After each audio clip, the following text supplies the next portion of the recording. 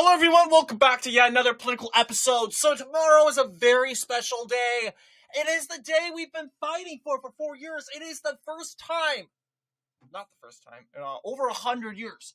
Only 2 times in American history, 2 days in American history. But this will be one of the 2 days where a U.S. president will return to serve a non-consecutive term. Grover Cleveland, let's see, the day that Grover Cleveland was inaugurated. I'm just typing it up. United of Grover Cleveland. Second inauguration of Grover Cleveland. What that day was, it was held on the Saturday, March 4th. And again, the president was inaugurated in March back then, 131 years ago. And first time in 131 years ago, it's tomorrow, will be the inauguration of a U.S. president to serve another 4 years, non-consecutively. It is a historic day. The left likes to talk about making history. The left likes to talk about all this. Okay, we have made history numerous times when it comes to race. Sandra Day O'Connor, to the first woman to the Supreme Court. We have Barack Obama, first African-American president. You got Hillary Clinton, first female nominee in 2016. Mitt Romney, first Mormon nominee in 2012. We also got John F. Kennedy, the very first Catholic president, 1960, elected in 1960. You got Al Smith, the very first Catholic presidential nominee, 1928. There's so many times we have made history. It gets old. And you get why half of Americans are like, yeah. The very first black such and such. The very first transgender congresswoman, quote, unquote, first transgender individual was elected this election. So, then again, when it comes to making history, we have all these events, but never have we ever had a president come back to the White House in a historic faction after being indicted, convicted, charged, almost killed. Donald Trump, remember, shouldn't be here right now. This right here, the second inauguration of Donald Trump, shouldn't be happening. But it's the grace of God that Donald J. Trump lived and escaped that assassination attempt with barely an injury. Just a hit to the ear. It was it's tragic seeing the circumstances of that our president was shot, but he only nicked his ear. It could have went into his brain, and the fact that didn't happen was the grace of God. It was an endorsement from God, and we absolutely have this day very special. So I'm going to treat myself to ice cream at Dairy Queen tomorrow. I encourage you, everyone, to treat yourself in some way. It's a very, very special day, especially from the circumstances we watched our president be blamed for a riot, which they called an insurrection, and they charged him for that. They convicted him on the hush money. They went after this guy. Then they tried to kill him twice, and now, finally, you should have some sort of feeling of liberation inside. This is a very special election, an election that we won't forget, and that's why I like to call it the MAGA Revolution. The fact that the impossible has been achieved, it is a very special moment. And we have to look back to 2 months ago to the liberal tears. We're going to go ahead and go watch MSNBC because we have absolutely nothing else to do. MSNBC going so happy and confident of a Kamala Harris victory to now sobbing and raging and seething, seeing their ultra enemy, Donald J. Trump, being elected for the second time, making history, becoming the Grover Cleveland of the 21st century. So we're going to go ahead, begin this very special video.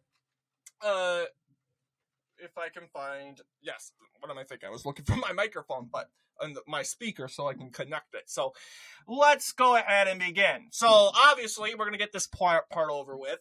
Now, I'm not seething over this Kamala Harris supporter. I'm seething over what she's doing. She is ultra cringe right now. And I'm ashamed at this guy right here for laughing along at it.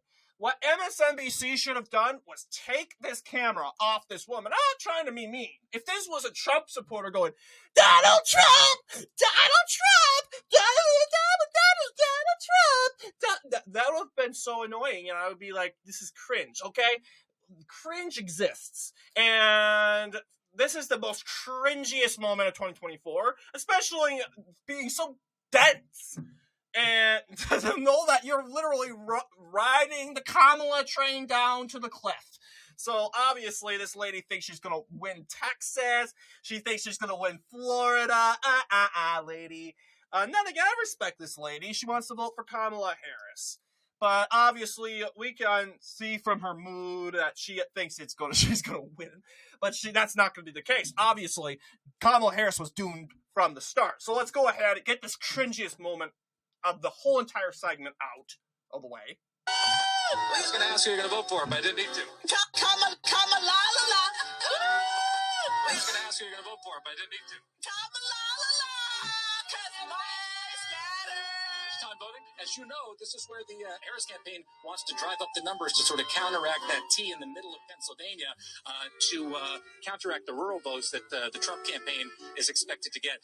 And so what you've seen in the last couple of weeks, if this is an audition for managing a complex organization like the United States, Kamala Harris has passed the audition flawlessly. This has been, in many ways, a perfect campaign.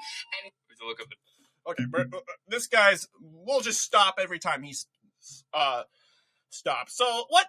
Joy Reid's being Joy Reid. Obviously, do you think Kamala Harris passed this flawlessly? Obviously, no. Speaking after the election, we know Kamala Harris just barely qualified for the term flawlessly, right? She blew over billions of dollars. She didn't want to go on Joe Rogan. She did the most popular podcast in the United States or the world, whatever you want to call it. She didn't want to fly all the way to, I don't know, like San Francisco or something like that. Her home state, I don't know where she was. She didn't want to meet with Call Me Daddy because Call Me Daddy was the other side of the country. She's like, no, that's going to be a waste of time. So she paid millions of dollars to have Call Me Daddy come all the way over to meet Kamala Harris in a silly American Inn hotel. Imagine going into an American Inn hotel, I think we all have, and seeing Kamala Harris there. Like, what are you doing, lady? You could afford a lavish hotel, and you go into this silly hotel for us middle-class Americans, and to only learn that you have basically constructed your own hotel room to look like the Call Me Daddy podcast setting. And that blew off $1 billion to make it look exactly the same. It's going to cost a lot. Are you kidding? You also got you got Kamala Harris saying there's nothing that comes to mind when doing something different than Joe Biden. Out of everything, you would expect Kamala Harris to say something like that at Fox News. But she does this on The View. Possibly because she thought it was safe territory to say whatever she wanted. How foolish, right? So Joy Reid, Joyless Greed, is basically running her mouth. She's seething. She's mad. She's in disbelief because she actually thought Kamala Harris would win because she actually thought most Americans want to make history, even though most Americans actually do not care. They just want a better economy and a better system. But no, rich, by the way, very rich Joy Reid and very privileged Joy Reid thinks everyone cares about race and color. And that's not the case, obviously. So, continuing on.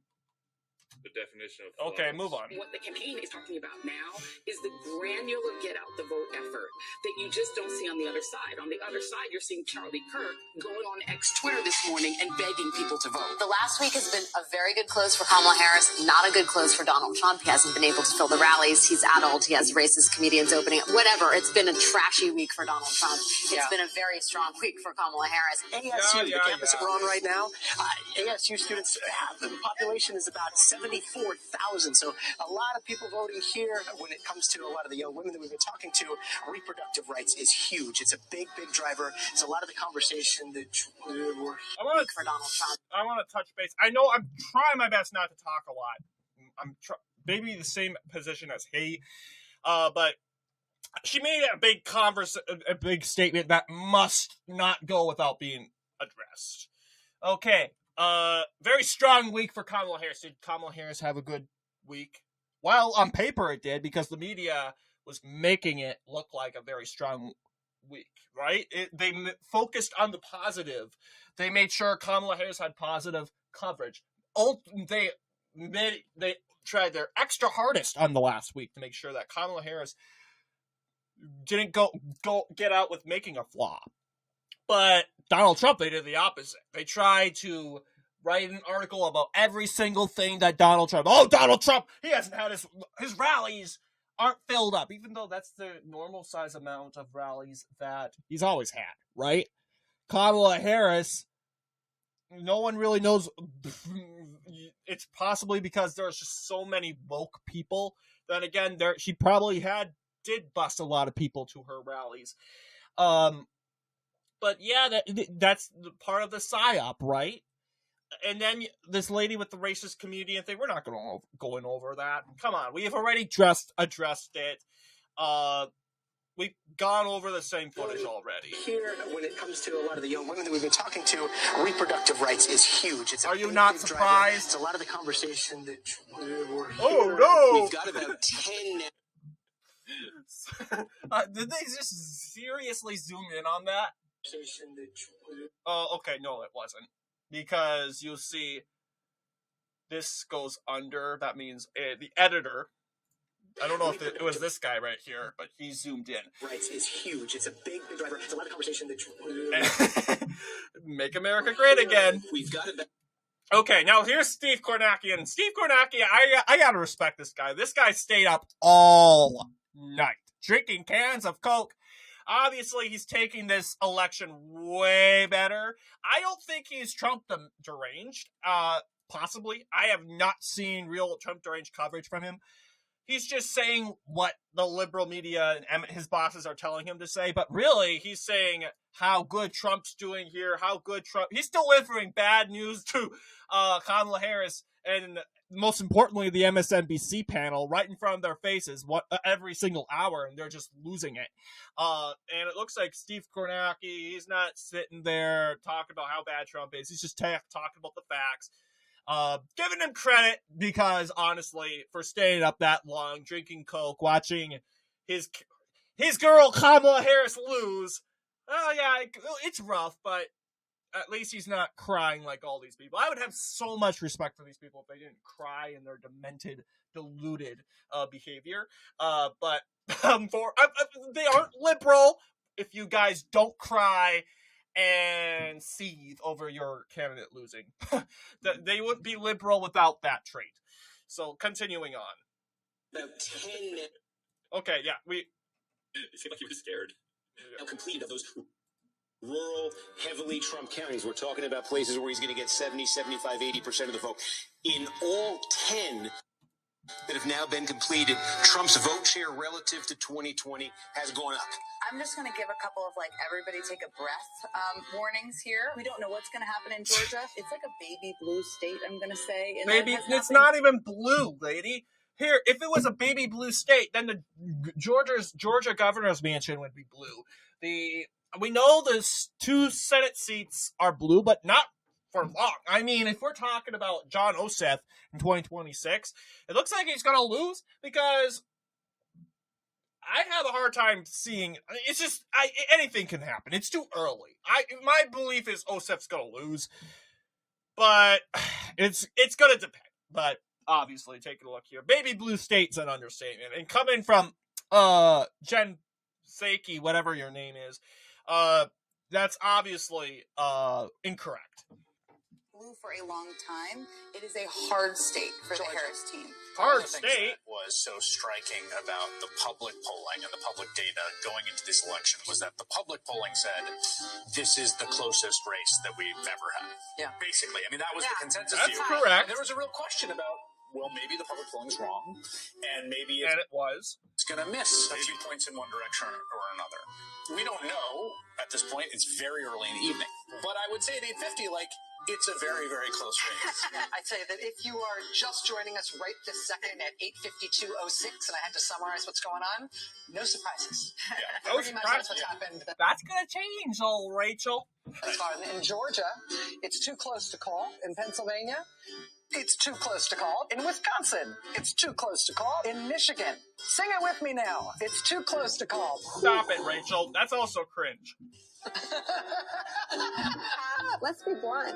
I think when you watched what Donald Trump did in 2020, what Democrats were fantasizing about was a landslide victory. And so some of what was wanted and desired was Because it's all about Trump. a sweep that really wasn't on the table. We live in an evenly divided country, and it creates anxiety, but it also requires patience. It is fairly shocking. And I don't think it's something that should make us super proud. You just think about just the last 2 weeks and the things that Donald Trump has said. That was totally taken out of context. How is that? Gets you half of the votes? 49%. What does it tell you? I mean, we need to really take a step back and think about what does that say about us? I mean, blue wall, baby. It was always going to be a blue wall night. Some of the fantasies, right, of a landslide victory that would erase any doubt, that would eradicate, the threats. I think it's going to be a late night. The polls have accurately captured this dead heat. Ari, since you were last with us, I've got nothing to report. Well, the crowd here is still large, is still loud, but a little bit more subdued. And the word that I keep hearing is the idea that people here are nauseously optimistic, not just cautiously optimistic, but nauseously. I mean, give it to Democrats. They tell the truth. And they are all about their feelings. They're not afraid to share their feelings, even when it's gross. Like, oh, I'm about to throw up out of pure nervousness. Basically, that's what they're saying. I'm about to puke! Like, literally. They're not afraid to say that out loud. Give it to conservatives. They keep that stuff to themselves because A, it's gross. B, it just gives your opponent something to laugh at. Optimistic. The real focus now is on that blue wall in the Midwest. They knew that this was going to be a long night and that it was going to be a real nail biter, and it appears that Imagine relying on a wall. is exactly what we're looking at right now. We've been saying for weeks, says O'Malley Dillon, quote, that this race might not be called tonight. Those of you who were around in 2020 know this well. It will be we called do know tonight. this race is not going to come into focus until the early morning hours. Part of the objective of this email is to say to the people on the team, hang in there, guys. Like, it's not over. We're still getting votes in. We still need to keep talking to people, keep people in lines, tell your grandma it's going to be okay. We now have an NBC News call in the first one, Joy. North Carolina called for Donald Trump. Uh-oh. Yeah, and so it was, Shout out to whoever made this cut. Okay, thank you, sir. So it was Really cool. Good job on that. Called for Donald Trump. Yeah, and so it was, We now have all the vote in Luzerne County.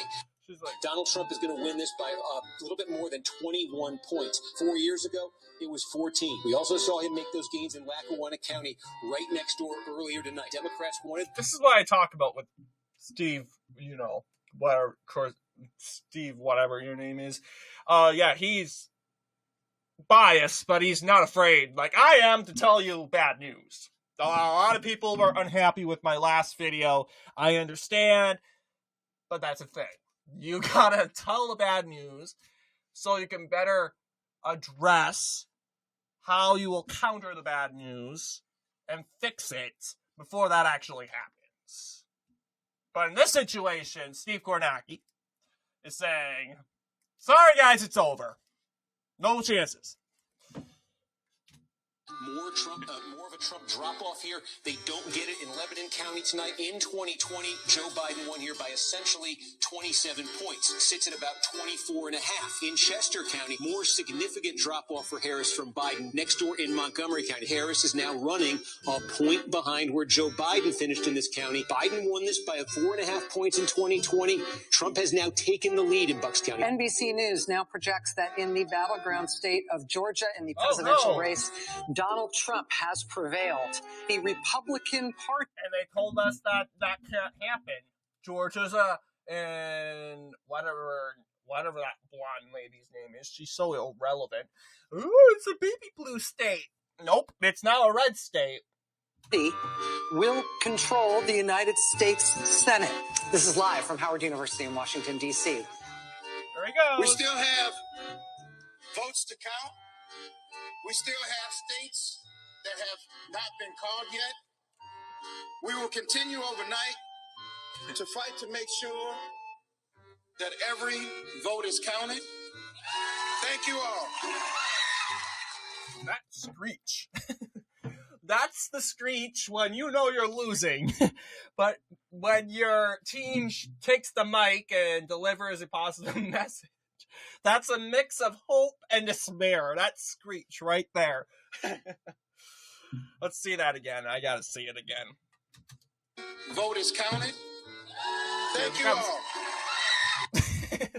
Okay, no. Keep on. Keep going. I'm getting distracted. A short and to-the-point statement from Cedric Richmond, the Harris campaign co-chair. You now see them turn as one to start to leave the grounds. There they all The evening go. was getting increasingly somber as people realized what this map is looking like. They turned off the TV set and just piped up the music because the room was starting to get increasingly somber. You know, Don't cry! Don't cry yet! There's still hope! Put your buckets away, guys! It's not time! always knew it was going to be down to the blue wall, and the blue wall is still The wall, like this guy said. Imagine relying on a wall. uncalled at this point, but it sounds like the Harris campaign is sort of keeping things tight in terms of whether or not they're going to string people along into thinking this is going to happen. Shout out to Mark Cuban's makeup team as well. He looks a lot better than the last time I saw him. Real quick, if you haven't subscribed to the channel yet. We're subscribe to Jake Day. I'm borrowing his content.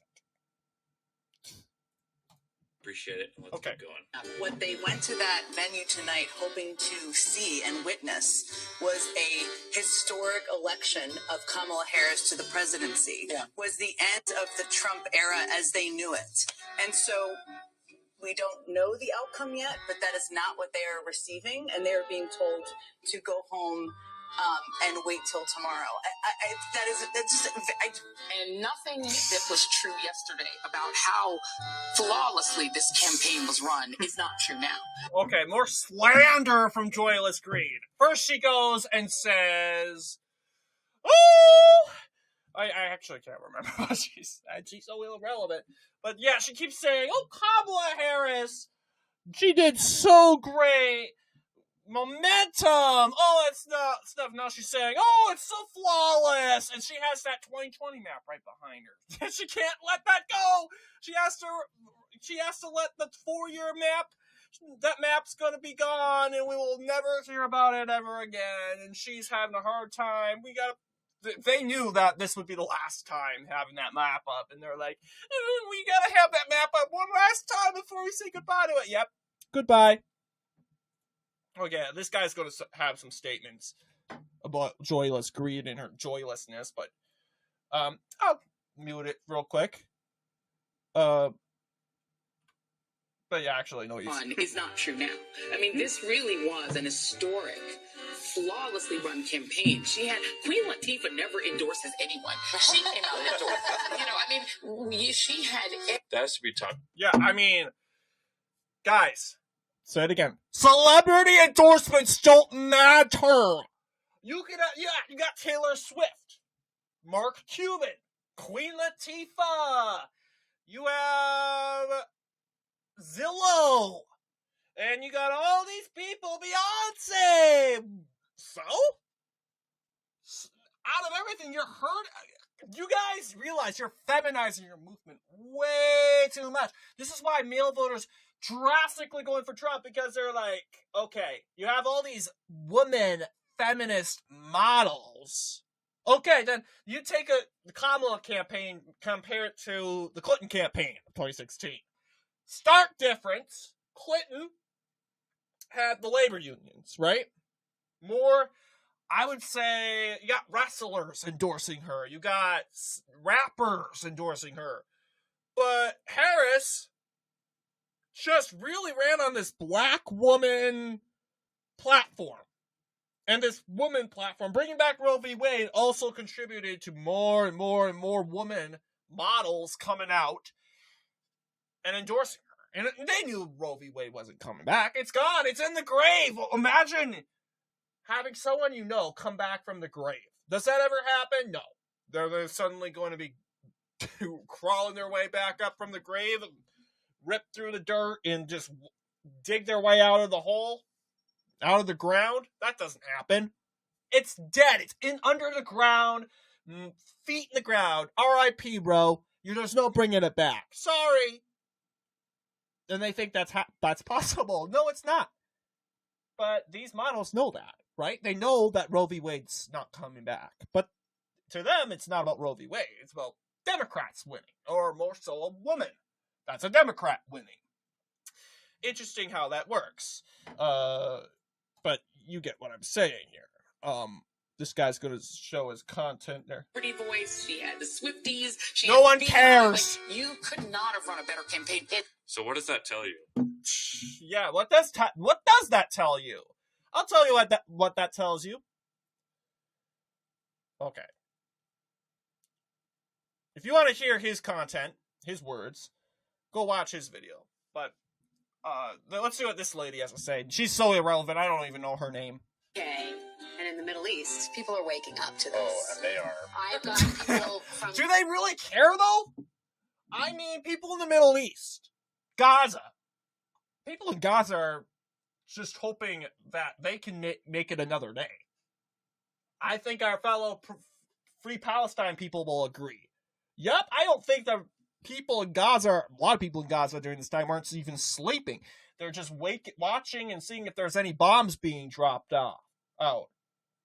They're trying to see if they see any Israeli jets flying overhead so they can actually get a head start running their family out of their home. I don't think they're waking up to anything. They care less about this election. They're going to talk about Ukraine. Same deal. People in Ukraine, although the situation has died down, Russia is not advancing over that Dnieper River that divides Ukraine, east and west. And the majority of the population is nowhere near the Russian factor. Ideally, the Ukrainian people are just trying to get back on their feet while they're opposing their neighbor to the east is trying to invade them. But what do they think? A lot of them want Trump to fix this. They know Democrats and Joe Biden have zero interests in fixing this issue. They have zero interest in actually solving this problem. Zero. None. No interest at all. Because they're getting rich from it. They're getting money. But the Ukrainian people aren't getting money from this war. No way. Actually, they're giving money to the Ukrainian military to help fight. And they have no choice. But when you have a president like Donald Trump that wants to end this war, that's a different story. But on MSNBC, the plot line is Donald Trump is a pro-Russia, pro-Putin president. He's going to cut all aid from Ukraine, and he's going to let Russia take over Ukraine. Well, half of that's true. Well, I mean, 70% of it isn't true, but the part that he's going to cut all aid from Ukraine is correct, but he's also going to force Russia and Ukraine to end the war. Period. And part of that is cutting the aid to Ukraine is going to force Ukraine to actually go more diplomatic. Hey, Putin, let's try to make a deal. Because the reason why Zelensky isn't wanting to do peace with Ukraine or Putin is because why should I do peace? I'm getting money from the U.S. I'm getting weapons from the U.S. I'm getting weapons from anybody. But when we cut that, oh, wait, hang on. We're in now of a difficult situation. Let's make peace. Okay? It's not like Putin's going to go... They think that Zelensky's going to go, we're going to fight to the bitter end, no peace. And they're not that dumb. That's what these MSNBC panels are thinking. That Zelensky and Ukraine are going to literally let Russia invade them to the bitter end. While they can actually, and like every war, by the way, has always been, let's make peace. Let's make an agreement. Continuing. Western Europe, who are extraordinarily alarmed and terrified. May I reiterate? You have your source for that? States that have been called by NBC News right now, which is Georgia and North Carolina. None of the other 5 states have been called. At this point, you can see this is the battleground states. Pennsylvania, Michigan, and Wisconsin, the so-called blue wall. None of those states called by NBC News. In the swing state of Pennsylvania, NBC News now projects that presidential contest has been won by Donald Trump. It's over. And yeah, New Jersey. The fact that you guys don't have New Jersey yet, it's over. Like, it's Jover. You don't have Minnesota, you don't have Maine in, you don't have New Hampshire in. Basically, in other words, it could go for Trump. Imagine losing all those states. Just saying. It presents an insurmountable future here for Kamala Harris and for the Democratic ticket. Let's watch as Trump takes the stage in Palm Beach, Florida. I don't think you deserve to watch, by the way. I mean, what gives... You called this guy Hitler, you called him a fascist, you called him a insurrectionist, you called him a rapist, and now you want to zoom in on his speech? So you can rebuke and demonize his speech and spread more misinformation and defamatory rhetoric against this man. I wish I wish it just cut out, like, everything went black. That would have been much better. Like karma. Like, an act of God that the cable network just crashed, like, an error on the behalf of the network occurred. Because you absolutely don't deserve reviewing this victory speech. You just do not deserve it. But anyway, continuing. What happened? Is this crazy? Boy, it's going to be a real tough speech for her. Thanks for watching. Yeah, those two men, they testosterone injections immediately. Book them an appointment. They need it. Anyway, yeah, we will never. I mean, a lot of us thought we would never get something like that in 2016. Like, 2016 was the only time that was going to happen. We were wrong. And to see this happen again after everything Trump went through, it's just glorious. I can remember in 2020, I was so much craving the liberal tears with Donald Trump, hoping he would get reelected. So those liberal tears, but that didn't happen. But I'll tell you, it worked out better for us, because after they got rid of Trump, he came back. Like, it would have been different if he was reelected, but after being defeated, after saying, your political career is over, Trump, he's back. and they're raging like crazy. So, Inauguration Day tomorrow. And it's going to be a special day. Like I said, treat yourself to anything. It's a special day. Keep it special. Donald Trump, he'll be inaugurated that very first day of the Trump presidency. Make it a special one. Anyway, thank you all for watching. I'll see you all in the next political episode.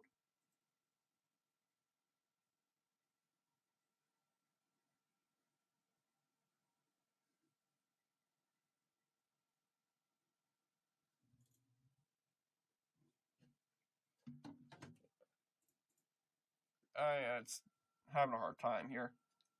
Thank you for watching.